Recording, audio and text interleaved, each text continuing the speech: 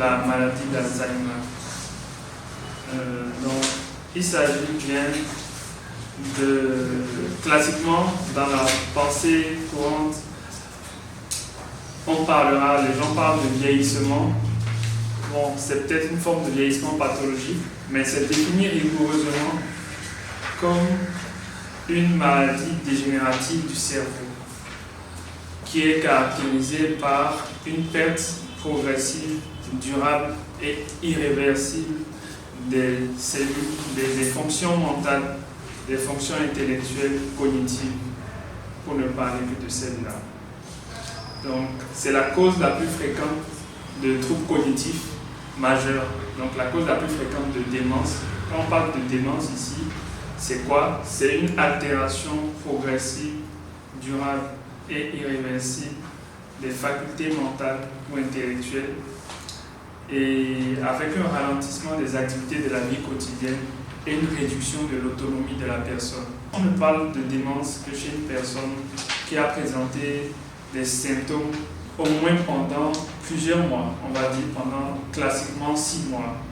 Parce que la démence est une maladie, on a dit que c'est une maladie progressive. Donc on ne peut pas se lever comme ça et dire que oui, comme tu as des problèmes de comportement, de mémoire, tout ça, tu as une démence. Non. Il faut que ce soit, pour respecter la définition et pour respecter la réalité de cette condition pathologique, il faut savoir que c'est une maladie progressive. Donc, mais c'est irréversible. C'est irréversible. Et la maladie d'Alzheimer dont nous parlons ici, c'est une forme de démence, c'est la forme la plus fréquente de démence. Donc, pourquoi parler de la maladie d'Alzheimer? Déjà tout à l'heure, on a dit que c'est la forme la plus fréquente de démence et donc de troubles cognitifs majeurs. Sa prévalence dans le monde tourne autour de 50 millions de personnes. En 2010, il y avait environ entre 30 et 40 millions de personnes qui en souffraient. En 2030, on aura plus de 60 millions de personnes qui en souffrent. Et ça va continuer à croître pour des raisons que nous connaissons. Nous sommes en phase de transition épidémiologique ici en Afrique. C'est-à-dire que nous passons des maladies infectieuses aux maladies non infectieuses, bien qu'il y ait Covid. Ça ne change pas que nous sommes en transition épidémiologique parce que la Covid n'a pas eu la même incidence sur l'Afrique et sur l'Europe. Donc, quand on parle de transition pour les personnes qui n'ont pas médecin, ça veut dire juste que avant, les Africains mouraient d'infections, de choléra, tout ça, mais aujourd'hui, on ne meurt plus uniquement de ça. On meurt beaucoup de tension, d'AVC, de diabète et tout ça. Et donc, la maladie d'Alzheimer aussi fait partie des maladies non transmissibles. Donc, le diagnostic de la maladie d'Alzheimer est resté pendant longtemps un diagnostic clinique, c'est-à-dire un diagnostic qui se fait à l'hôpital directement avec l'amélioration des connaissances en biologie et des connaissances sur la maladie. Le diagnostic a été rendu facile par les scanners, l'IRM cérébral, la médecine nucléaire, le dosage de substances dans le cerveau qui vont permettre de faciliter le diagnostic de la maladie. Donc la cause de la maladie est inconnue, c'est le fait le plus inquiétant. Tant qu'on ne connaît pas la cause, ça pose un problème. Donc au Bénin, la maladie d'Alzheimer est connue, elle a été étudiée par plusieurs spécialistes. Certains de nos aînés, le professeur Winator, il y a eu des publications, des thèses sur cette maladie, par exemple en 2010. Et il y a eu une étude qui a été faite à Cotonou et à Djidja où ils ont recherché les facteurs favorisants de la maladie. Donc, nous allons parler de l'histoire de la maladie parce qu'il faut se poser la question de savoir pourquoi on dit Alzheimer. Alzheimer, c'est en rapport avec celui qui a décrit la maladie pour la première fois. C'est un psychiatre allemand qui s'appelle Alois Alzheimer.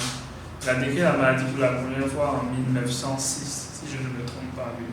En 1906, chez une dame de 51 ans. Par la suite, en 1910, il y a un autre spécialiste, Émile Kraepelin, qui a décrit la maladie et qui l'a classée comme une démence présénile dans son manuel de psychiatrie. En fait, ce qu'il faut comprendre, c'est que au XXe siècle, donc dans les années 1900, il faut comprendre que le diagnostic de maladie d'Alzheimer ou le diagnostic de démence liée à Alzheimer était associé uniquement aux personnes qui ont moins de 65 ans, ou qui ont entre 45 et 65 ans. On parlait de démence sénile, de type Alzheimer, sur ces personnes-là qui avaient entre 45 et 65 ans. Parce qu'en ce temps, on ne pensait pas que la maladie d'Alzheimer pouvait survenir avant 45 ans. C'est-à-dire, on ne pensait pas qu'on pouvait faire une maladie d'Alzheimer à 30 ans, à 35 ans, à 40 ans. Aujourd'hui, c'est tout le contraire. On sait que c'est possible. En 1950, il y a eu la description des principales lésions, la description exacte des principales lésions qu'on retrouve dans la maladie d'Alzheimer. Il s'agit des plaques séniles et des plaques amyloïdes. On a pu adopter le fait que la maladie d'Alzheimer peut être retrouvée à tout âge. Ça, c'était important pour la recherche médicale. Donc, initialement, pour savoir comment la maladie survient, les premiers médecins, qu'est-ce qu'ils faisaient? Il y avait ce qu'on appelle les dégénérescences neurofibrillaires. C'est une accumulation de protéines tau, on appelle ça les protéines tau, qui ont été anormalement phosphorylées, c'est-à-dire qui ont été déstructurées. C'est une partie des anomalies, donc une accumulation de protéines toxiques, pour être plus direct. Il y a aussi une autre accumulation, ce sont des dépôts amyloïdes. Les amyloïdes ne sont pas à la base anormales, non. Ce n'est pas le fait qu'il y ait des amyloïdes qui pose problème, c'est le fait qu'il y ait une accumulation ou une mauvaise distribution, une mauvaise organisation de ces amyloïdes-là qui pose problème. Donc il y a un dépôt de peptides amyloïdes, bêta-amyloïdes, en dehors de la cellule. Alors que pour la dégénérescence neurofibrillaire, c'est à l'intérieur de la cellule nerveuse, donc à l'intérieur des neurones. Donc tout ça, toutes ces substances toxiques vont en fait étouffer le cerveau, vont étouffer les cellules du cerveau et le cerveau va se rapetir. Donc il y aura une perte, donc une mort des cellules plus accélérée que chez un sujet normal. Donc sur la fiche qu'on vous a remise tout à l'heure, c'est tout ce que je viens de dire. Vous avez remarqué comme moi que ça a été divisé en deux parties. Ok. Et maintenant, vous allez remarquer qu'il y a un cerveau, celui qui est à droite, en tout cas la moitié de droite, qui est apparemment plus petite que celle de gauche. On va dire un peu plus petite que celle de gauche.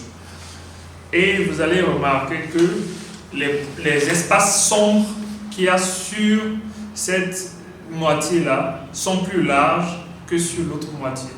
N'est-ce pas? Voilà. Ce qu'il faut comprendre, c'est que les espaces sombres que vous voyez là, surtout à l'intérieur, c'est du liquide. C'est le liquide qui se trouve dans le cerveau et qui permet le bon fonctionnement du cerveau. Donc le liquide ventriculaire. Donc si vous regardez, ce qui s'est passé, c'est que toutes les lésions qu'on vient de décrire vont entraîner une atrophie du cerveau. Donc un cerveau plus petit, donc une atrophie corticale, donc du cortex cérébral. Et donc cette atrophie-là, la nature a horreur du vide. Lorsque le cerveau sera petit, s'atrophie, les espaces sous-arachnoïdiens, en particulier les cavités ventriculaires dans lesquelles il y a du liquide cérébral, ces cavités-là vont occuper partiellement l'espace laissé par le cerveau pour pouvoir équilibrer l'architecture cérébrale. Donc, il y aura une dilatation des cavités et cette dilatation des cavités va expliquer aussi un certain nombre de choses. Maintenant, si vous regardez en bas de l'image, vous allez voir qu'il y a une partie aussi là, tout en bas. C'est une structure qui est rapetie par rapport à l'autre côté. C'est une structure qu'on appelle l'hippocampe.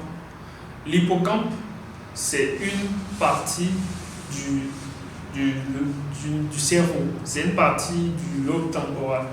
Donc c'est la partie du cerveau, c'est une partie très importante du cerveau qui est capitale dans la mémoire, dans les processus de mémorisation. Et donc l'atrophie en général sera précoce et accentuée au niveau de cet hippocampe. Et ce qui va faire que, en pratique, on va voir que la plupart des personnes qui ont une maladie d'Alzheimer vont présenter initialement des troubles de la mémoire épisodiques, donc des troubles de la mémoire récente, donc des incapacités à en fait se rappeler des faits récents, des faits immédiats, ce qui va entraver leur capacité à s'adapter, à échanger et à socialiser. Donc, en dehors de ça, il y a l'autre image qu'on vous a remise. Il y a cette image-là. Il y a une accumulation de protéines tau anormales à l'intérieur de la cellule, ce qui va entraîner des dégénérescences, donc une destruction des cellules. Donc, si vous regardez sur l'image, vous voyez en fait une protéine qui est, en tout cas une substance qui est compacte, mais en bas, vous voyez une substance qui se désagrège, qui s'effrite, qui s'érode. Et donc, il faut se demander pourquoi cette protéine-là s'effrite. C'est parce qu'elle est anormalement phosphorylée. Donc, c'est parce qu'il y a une anomalie au niveau de sa constitution à un moment donné. Il y a un excès. Voilà. Donc maintenant, comme elle n'est pas stable, donc elle est instable, elle va se désagréger. Et donc, les débris qui seront formés vont étouffer la cellule, vont étouffer le cerveau. Et donc, ça va étouffer le cerveau et ça va former ce qu'on appelle des amas. Mais ça va former ces amas-là à l'intérieur des cellules, ça va étouffer le cerveau, ça va être à l'origine des symptômes de la maladie. Parce qu'il faut comprendre que entre les deux anomalies, l'anomalie qui est la plus corrélée, ou c'est-à-dire l'anomalie qui est la plus en rapport avec les signes de la maladie, c'est la tauopathie. On dit tauopathie parce qu'en fait c'est une anomalie des protéines tau. Donc c'est la dégénérescence neurofibrillaire, donc l'accumulation de ces protéines tau-là. Il y a deux rôles principaux. C'est un rôle structural, donc un rôle dans la forme des cellules. Donc c'est cette protéine qui permettait une forme normale des cellules parce c'est une protéine qui participe à une partie des cellules qu'on appelle le cytosquelette. Et donc cette protéine-là est capitale pour que la cellule ait la forme qu'il faut pour fonctionner. Et cette protéine est aussi importante dans ce qu'on appelle le transport à l'intérieur des cellules. Parce qu'une cellule, c'est comme une industrie, ça vit. Elle a besoin de sucre. Quand on mange, le sucre va dans les cellules. Donc, cette protéine-là est capitale pour le transport. On parle du transport axonal. Donc, il faut remarquer que il y a en particulier un allèle qu'on appelle E4. Et cet allèle-là, ou ce gène-là, en fait, c'est un gène qui permet de filtrer normalement les amyloïdes. Il permet de filtrer normalement les substances amyloïdes qui peuvent étouffer le cerveau. On a une prédominance de gènes ApoE4. Lorsqu'on fait des recherches génétiques, on a une fréquence plus élevée de faire, un risque plus élevé de faire la maladie d'Alzheimer. Ensuite, nous allons aborder quels sont les symptômes de la maladie d'Alzheimer. Il faut qu'on dise que, comme on avait dit tout à l'heure, au départ, il y avait des critères qui étaient utilisés et ces critères permettaient de faire le diagnostic de la maladie d'Alzheimer. C'était conforté par l'existence du scanner, ça existait depuis, donc l'IRM aussi existait depuis ces 30 dernières années, même bien avant. Et donc, ces critères permettaient de poser le diagnostic de la maladie. Mais le problème qu'il y a avec ces critères, c'est que ces critères ne permettaient pas de faire un diagnostic précoce. Parce que la recherche a montré qu'une personne qui présente une maladie d'Alzheimer, en réalité, préparait la maladie depuis des décennies. Lorsqu'on découvre la maladie, c'est comme pour le diabète, on ne trouve que la partie émergée de l'iceberg. La maladie avait commencé à se constituer depuis des décennies. Donc, ces critères ne permettaient pas de faire un diagnostic précoce de la maladie pour pouvoir ralentir l'évolution de la maladie. Donc, aujourd'hui, on a la possibilité de faire un diagnostic précoce grâce aux autres éléments de diagnostic qu'on a. J'avais dit que la maladie d'Alzheimer, ce n'est pas une personne qui est confuse là, devant moi, qui vient de faire une confusion. Ce n'est pas cet événement n'est pas suffisant pour que je parle de maladie d'Alzheimer, parce que la maladie d'Alzheimer est une maladie progressive, une maladie durable, irréversible. C'est une maladie qui va s'installer sur plusieurs décennies. Donc on n'a pas le droit de se lever chez une personne qui vient de présenter une confusion ou qui vient de présenter un trouble du comportement et de dire que cette personne a une maladie d'Alzheimer. Il faut que les anomalies aient évolué sur au moins 6 mois. C'est capital pour ne pas s'éloigner du fait que c'est une forme de démence, donc c'est une forme de vieillissement pathologique. Donc, l'anomalie la plus recherchée souvent, tout à l'heure je l'ai dit, c'est des anomalies de la mémoire épisodique, donc de la mémoire récente, d'installation progressive. Donc vous allez remarquer en fait que ce sont des personnes avec qui ont mangé le matin du riz, ou peut-être qui ont pris un thé ou un café. À midi, vous leur demandez qu'est-ce qu'ils ont pris le matin. Ils ne savent pas. Il cherche dans sa mémoire. Il cherche, il ne sait pas. Il est même étourdi, il se dit comment c'est lui-même, il se pose la question. Mais il n'a pas conscience du trouble. Dans la maladie d'Alzheimer, la personne âgée n'est pas consciente de sa condition. Donc c'est pour cela qu'on dit qu'il ne faut pas stigmatiser les personnes qui ont cette condition pathologique, parce qu'elles ne sont pas conscientes de ce qui se passe. Donc en dehors de ça, ces personnes ont du mal à constituer de nouveaux souvenirs, parce qu'elles ne savent plus enregistrer les informations convenablement. Donc même quand vous lui donnez un indice, en fait, il a du mal à ramener l'information. Donc il y a des difficultés de rappel. On dit que en fait, le rappel est déficitaire chez lui, l'information. Donc l'encodage, on parle d'encodage qui est déficitaire. C'est le sujet parkinsonien. Le sujet par Alzheimer, quand vous demandez sa date de naissance, il peut vous dire. Ce n'est pas la mémoire des faits anciens là, qui est touchée, c'est la mémoire des faits récents. Ouais.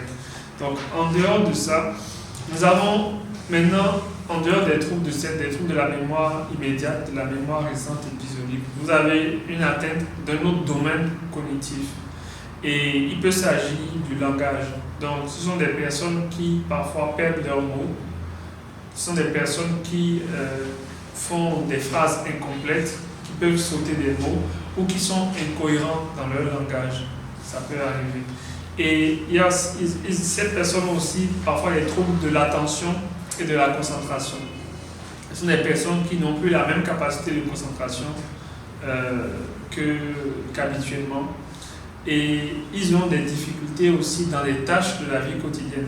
Donc, c'est des personnes qui pouvaient se brosser par elles-mêmes, qui peut-être du jour au lendemain n'arrivent plus à se brosser, n'arrivent plus à s'habiller par elles-mêmes, parce qu'elles n'ont pas des troubles pratiques, elles n'ont plus. En fait, il faut savoir que tout ce que nous faisons s'inscrit dans une construction mentale. Donc, lorsque la construction mentale est perturbée, la fonction est perturbée, la personne n'arrive plus à réaliser les tâches. Donc, quand les fonctions exécutives sont atteintes, donc la planification est atteinte. Donc, une personne normale, tu peux dire à cette personne de te faire à manger. Peut-être que la dame, elle avait l'habitude de préparer son haricot, mais du jour au lendemain, elle ne sait plus comment faire le haricot, alors qu'elle a fait ça toute sa vie. Donc ça, c'est des signes qui sont assez, qui orientent beaucoup, évocateurs, que cette personne-là est vraiment dans un processus démentiel qui peut être un Alzheimer lorsque ces signes-là persistent pendant plusieurs mois, plusieurs années. Donc la personne Alzheimer est parfois désorientée. Donc c'est une personne qui parfois ne sait plus le chemin pour rentrer à la maison. Donc c'est des personnes qui ont besoin d'une assistance. Donc parce qu'en fait ils perdent leurs repères. Donc les difficultés de la mémoire que ces personnes-là ont font que ces personnes-là ont des difficultés à trouver leurs repères et elles ne peuvent plus parfois rentrer chez elles. Donc c'est ce qu'on appelle la désorientation dans l'espace. Mais il y a aussi la désorientation dans le temps. Parfois ils ne savent plus dans quelle année on est. Ils ne savent plus si on est en 2022, si on est en 2030, si on est en 2005. Ils peuvent vous dire qu'on est en 1960.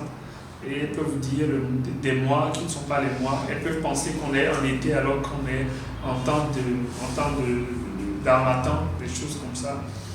Donc, il y a aussi la capacité d'abstraction qui peut être perturbée. Ça veut dire quoi? La capacité de conceptualisation, la capacité de faire des calculs, d'utiliser des chiffres, d'utiliser les objets informatiques.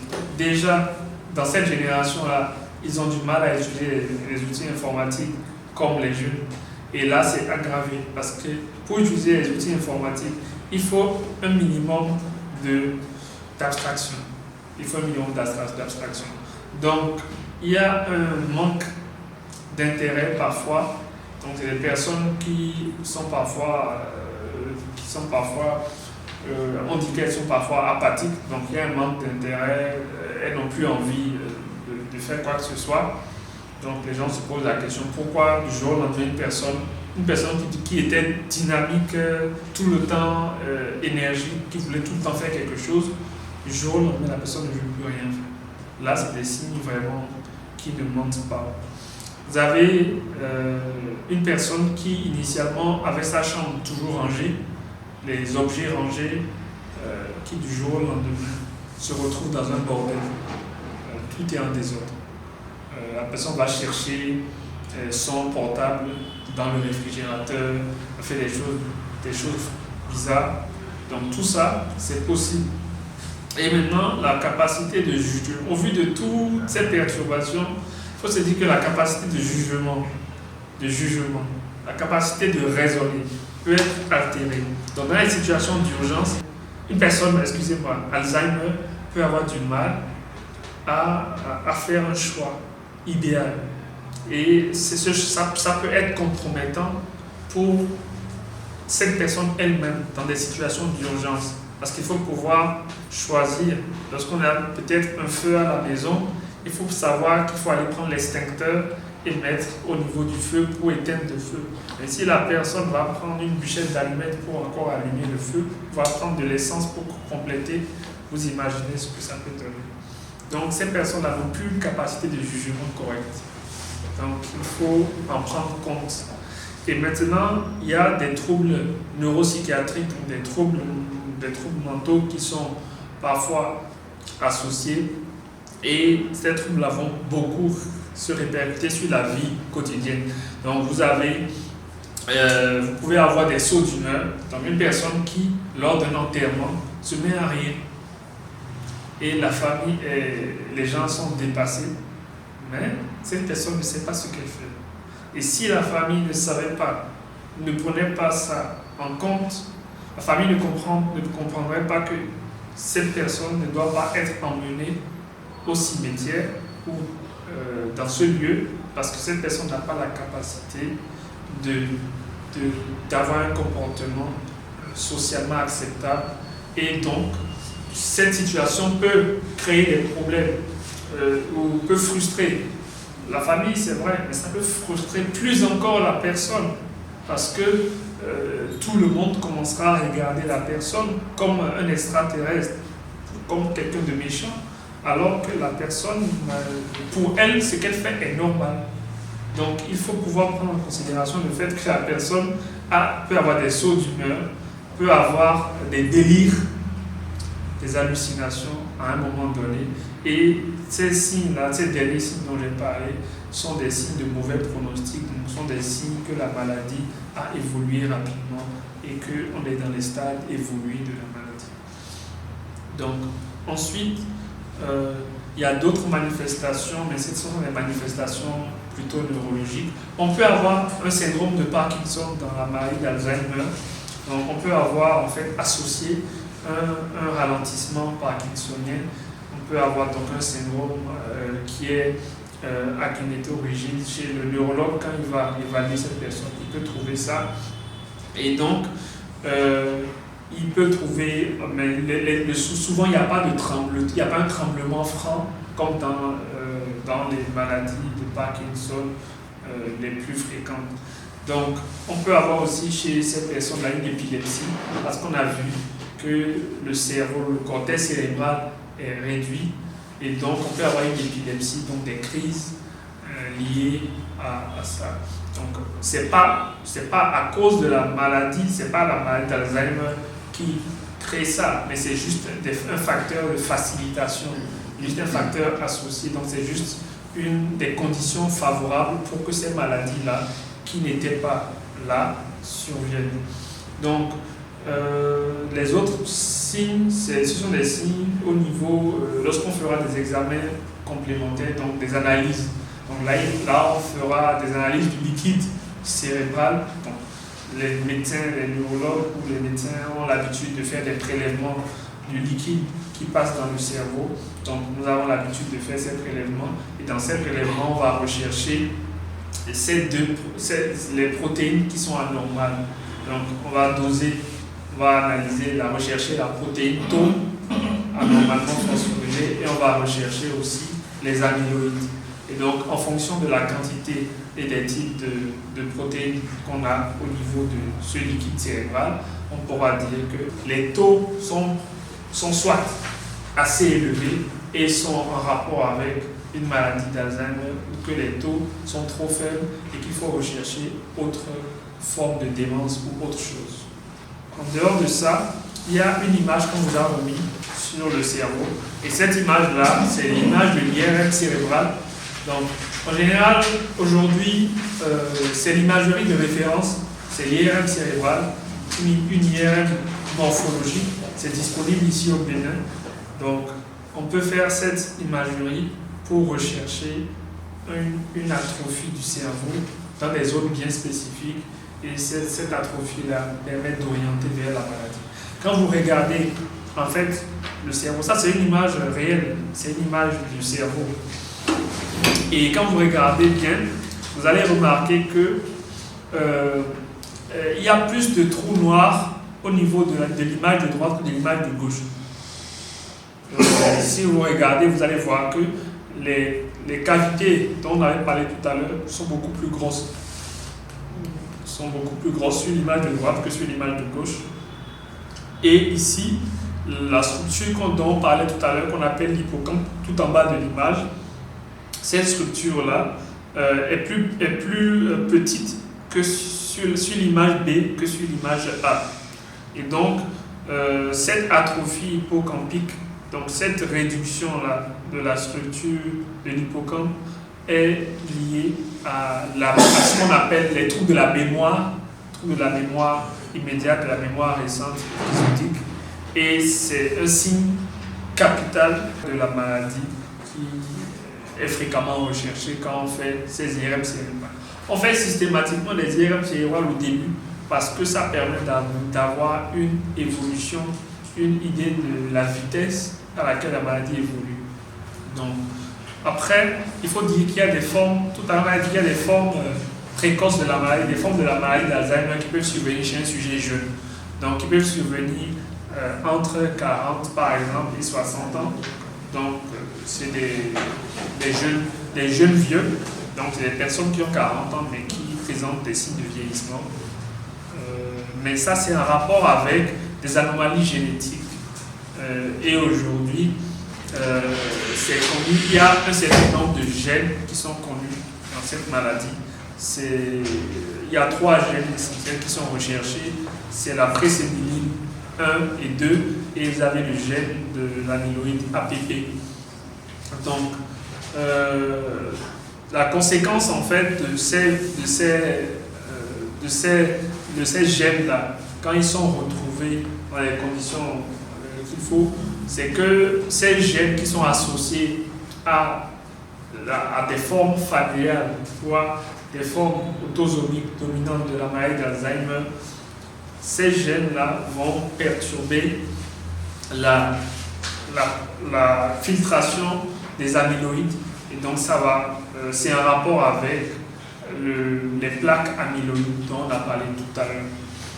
Donc quand on retrouve ces gènes, vous savez, ils ont fait des études, ils ont remarqué que on pouvait, lorsqu'on suit les amyloïdes chez les sujets jeunes qui font la maladie d'Alzheimer, ou ceux qui ont la maladie d'Alzheimer génétique, donc familiale, quand on prend les amyloïdes, on arrive à comprendre comment la maladie évolue. Donc on arrive à comprendre que les signes de la maladie sont en rapport avec les accumulations de plaques amyloïdes chez ces sujets qui ont les formes génétiques familiales. Mais chez les personnes âgées, les personnes gériatriques, donc qui ont déjà plus de 60-65 ans et qui ne sont pas associées aux formes génétiques ou aux formes familiales, ces plaques amyloïdes n'ont pas permis d'expliquer en fait la maladie. Donc c'est la protéine Tau qui a permis d'expliquer, de mieux comprendre la maladie chez eux. Mais malgré ces 2 anomalies-là, aujourd'hui, on n'a pas encore la cause définitive. Ils sont toujours en train de rechercher quelle est l'anomalie, parce qu'une maladie ne peut pas avoir 1000 anomalies, parce que c'est la manière par laquelle on se comporte en médecine, quelle que soit la médecine. Quand on ne connaît pas la cause de quelque chose, on cherche les facteurs qui vont aggraver la chose ou les facteurs qui vont protéger. Donc, il y a des facteurs sur lesquels on peut agir, il y a des facteurs sur lesquels on ne peut pas agir. Les facteurs sur lesquels on ne peut pas agir, c'est l'âge. Donc, un sujet de plus de 65 ans est à risque de faire une maladie d'Alzheimer. Un sujet qui a un faible niveau intellectuel est à risque de faire une maladie d'Alzheimer. Donc, une personne qui a des antécédents de dépression est à risque aussi. Une personne qui a fait des AVC dans certaines régions du cerveau est à risque de maladie d'Alzheimer. Et une personne chez qui on a trouvé l'allèle epsilon 4 du gène apolipoprotéine E. Cette personne-là est à risque de faire la maladie d'Alzheimer. Donc, à un risque au moins 3 fois plus élevé que les autres pour le gène apolipoprotéine E. Maintenant, il y a des facteurs qui sont modifiables.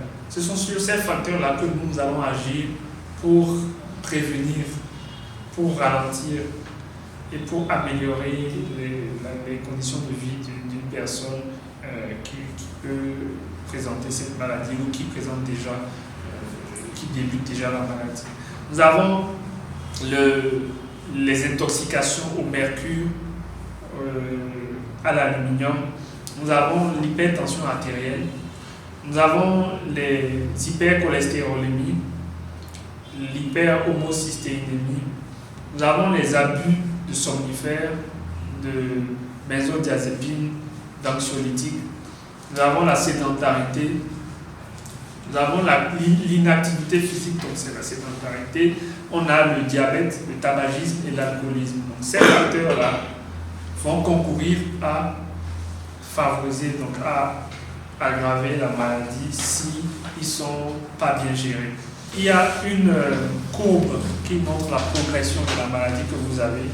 Donc sur ce schéma, vous allez remarquer que, en fait, vous avez une évolution entre 30 et 100. Donc c'est l'âge est en bas. Donc l'âge est en bas. Et en haut, donc sur l'axe l'axe horizontal, c'est l'âge. Et sur l'axe vertical, c'est le dépôt, ce sont les anomalies qu'on a identifiées, donc le dépôt des amyloïdes et des protéines tau. Donc, qu'est-ce qu'on a remarqué? C'est que le mécanisme à l'origine de la maladie commence parfois depuis le jeune âge. Depuis que la personne a 30 ans, il accumule déjà des anomalies. Mais pendant les deux premières,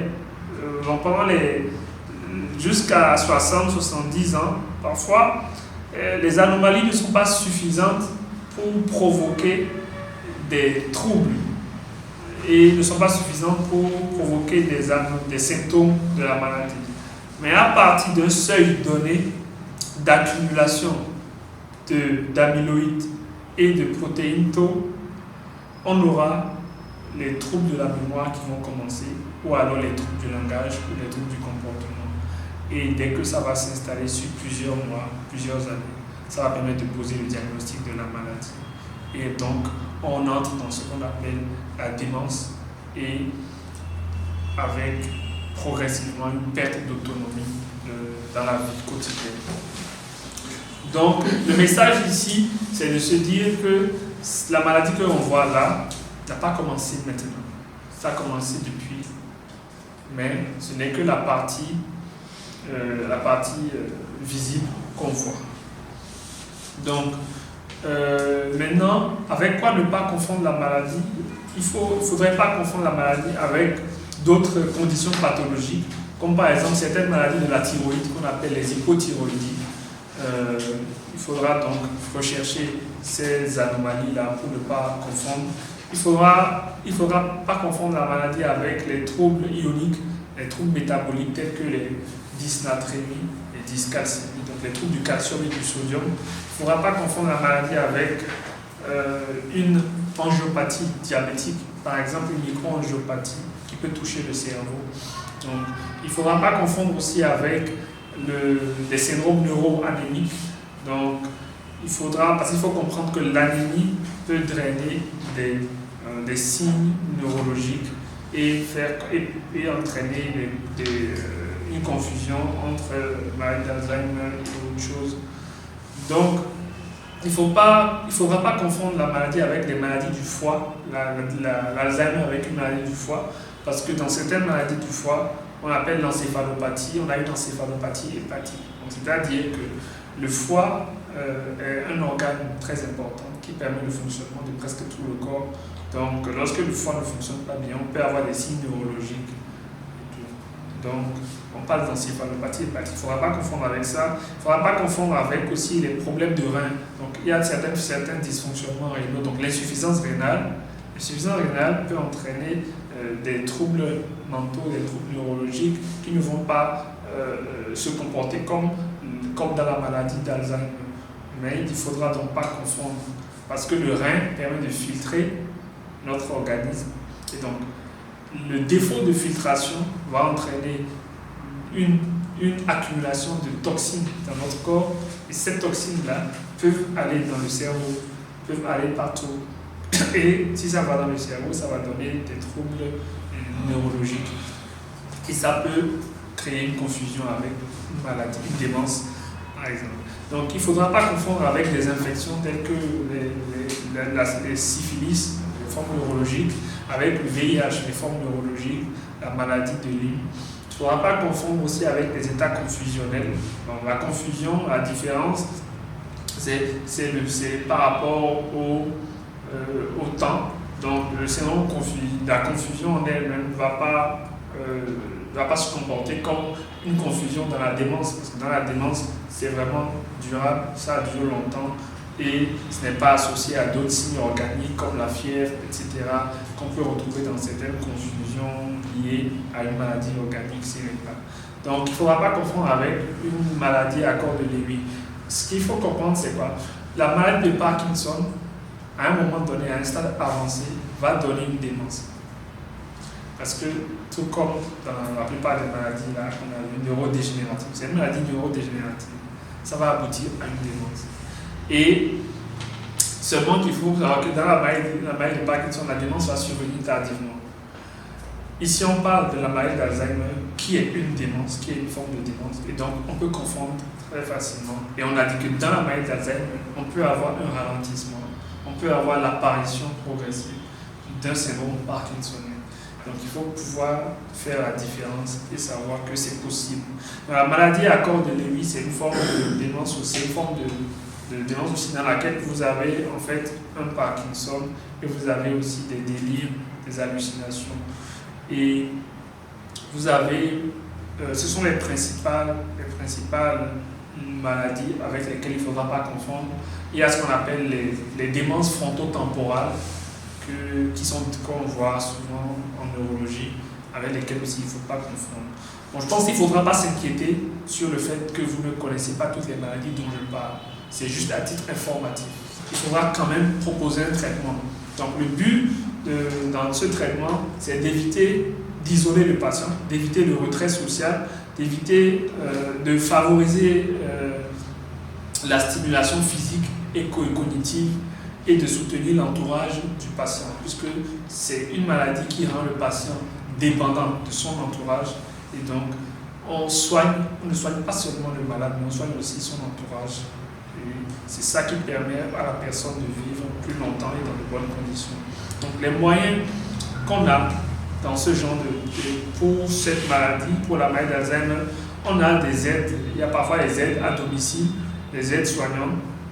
On a parfois la psychothérapie, donc on a les groupes de parole, on a les centres de loisirs et de sport qui permettent l'activité physique et aussi l'exercice mental. On a l'orthophonie, les soins orthophonistes qui permettent parfois d'améliorer la parole. L'orthophonie, c'est capital, c'est incontournable aujourd'hui dans la prise en charge des maladies neurologiques parce que ça permet d'améliorer la déglutition. Donc ça permet aux patients qui n'arrivent pas à manger, à avaler, de déterminer ce qu'il faut faire pour que le patient avale, pour que le patient parle, comment aider le patient à pouvoir parler, à comprendre, à interagir. Donc l'orthophonie est capitale et il y a aussi les stimulations cognitives. Donc nous avons les activités physiques quotidiennes, donc c'est des patients chez qui il serait capital de faire de la marche, de sortir chaque jour pour avoir déjà la lumière, la vitamine D, tout le reste, qui sont capitales pour la défense immunitaire et pouvoir stabiliser la personne. Donc il y a l'état nutritionnel, ce sont des personnes qui doivent bien s'alimenter et bien s'hydrater pour ne pas aggraver leur état. Donc il y a maintenant la prise en charge des facteurs de risque cardiovasculaire qui est incontournable, le diabète, la tension, l'HTA, nous avons le tabagisme, l'alcoolisme, la goutte, donc le fait de consommer beaucoup de viande rouge aussi. Tous ces facteurs-là sont pris en compte pour limiter l'évolution de la maladie et l'interaction sociale. Parce que parfois, c'est pas la maladie en elle-même qui emporte le patient, parfois c'est sa tension, c'est son AVC, c'est son diabète qui peut le tuer, alors qu'en réalité, on s'est concentré sur la maladie, on a commencé à mettre des trucs, alors qu'on a laissé le gros problème qui est le fait que le patient il fume beaucoup, il fume peut-être 2 paquets par jour, il faut qu'il cesse de fumer. Donc sinon ça ne sert à rien de s'acharner sur la maladie d'Alzheimer pour la prendre en charge. Donc les moyens médicamenteux aujourd'hui ont comme le principe des moyens médicamenteux, ce n'est pas de guérir la maladie d'Alzheimer, c'est de stabiliser la maladie, c'est de ralentir l'évolution de la maladie. C'est même à cause de cela que ces médicaments-là ne sont pas sous-remboursés dans certains pays, parce que ces médicaments n'ont pas encore démontré une capacité à pouvoir... déjà, ça ne peut pas guérir, et ça n'a pas démontré un bénéfice plus important, un bénéfice net par rapport à l'absence de leur utilisation. Du coup, aujourd'hui, ces médicaments sont utilisés avec un bénéfice relatif, on va dire. Donc, chez certaines personnes, il y a une efficacité relative, chez d'autres, il n'y a pas une efficacité. Voilà. Et il y a même des effets secondaires comme des chutes sous certains produits, comme par exemple la mémantine. Donc, certaines personnes prennent ça, ça peut aggraver des chutes. Exemple, chez les Parkinsoniens qui ont déjà un risque de chute, quand tu vas leur donner certains médicaments, ça peut s'aggraver. Donc, ces médicaments sont utilisés uniquement dans les phases de démence, donc des troubles cognitifs majeurs. Donc, même si on diagnostique la maladie précocement, on ne va pas utiliser ces médicaments parce que le rapport bénéfice-risque n'est pas en faveur de leur utilisation. Voilà. Donc, il y a un produit comme le donépézil qu'on utilise et un produit comme la rivastigmine, et c'est disponible dans nos pharmacies ici, il n'y a pas de problème. Il y a certains produits qui ne sont pas disponibles ici, mais on peut les commander, la galantamine et tout, qui sont utilisables en fonction de la situation. Donc les autres recommandations, c'est lorsque les patients commencent à présenter des troubles du comportement importants, on a le droit d'utiliser ce qu'on appelle les psychotropes, donc les médicaments qui agissent sur le mental, donc ce qu'on appelle encore les neuroleptiques. Donc ce sont des médicaments qui vont parfois inhiber le mental ou adapter le mental pour limiter les troubles du comportement. Ce sont des médicaments qu'on utilise parfois en psychiatrie et en neurologie. Et ces médicaments-là peuvent être utilisés, mais on utilisera les neuroleptiques de dernière génération. Ce sont ces neuroleptiques-là qui ont moins d'effets secondaires sur les patients. Donc, c'est par exemple la clozapine qu'on utilise souvent. Et il faut beaucoup d'argent et beaucoup de moyens pour pouvoir prendre ça en charge. Ce qui nous sauve chez nous, c'est que nous avons encore des structures familiales où les jeunes ne désertent pas très fréquemment la maison familiale. Donc il y a toujours chez nous des familles où tout le monde est là, et plusieurs générations s'y retrouvent, ce qui n'est pas le cas dans les pays occidentaux où ils vivent souvent seuls. C'est ça qui nous aide, c'est ça qui permet de limiter la casse. Mais sinon, on évolue vers leur situation aujourd'hui. Il y a de moins en moins de familles, de grandes familles, de maisons où il y a de grandes familles. C'est pour cela que notre objectif, quand on fait des communications comme ça, c'est qu'un jour, ces communications puissent aboutir à la mise en place des groupes de parole, à la mise en place d'associations Alzheimer pour en fait aider les personnes qui souffrent de ces maladies d'Alzheimer et les autres formes de démence pour leur trouver un espace d'échange et d'échange social, parce que ce sont des personnes qui sont isolées et qui souvent n'ont pas les moyens. Quand vous prenez ce qu'on appelle la prise en charge dans les pays développés pour ce genre de maladie, il y a une aide financière. Chez nous, ça n'existe pas. Parce que déjà, on va considérer que ce n'est pas une priorité. Donc, le problème, c'est petit à petit, quand les cas seront plus visibles, c'est fréquent, c'est parce qu'on ne voit pas. Ils sont cachés dans les maisons. On considère parfois qu'ils sont fous. Donc, on ne les sent pas. La réalité, c'est qu'il y a des médicaments pour les rendre fréquentable. On dit que c'est cher, c'est vrai, mais il y a des médicaments qui permettent de réduire les troubles du comportement. Et la science a fait énormément d'efforts aujourd'hui pour que lorsqu'un patient délire, on puisse quand même neutraliser son délire. Il y a énormément de médicaments qui permettent de faire ça sans créer des problèmes à la personne et donc de faciliter la vie sociale de la personne. Donc, pouvoir mettre en place des associations Alzheimer,